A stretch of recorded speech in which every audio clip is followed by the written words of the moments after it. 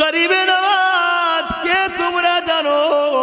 গরিবে নওয়াজ তো তিনি যিনি হলেন আতায়ে রাসূল।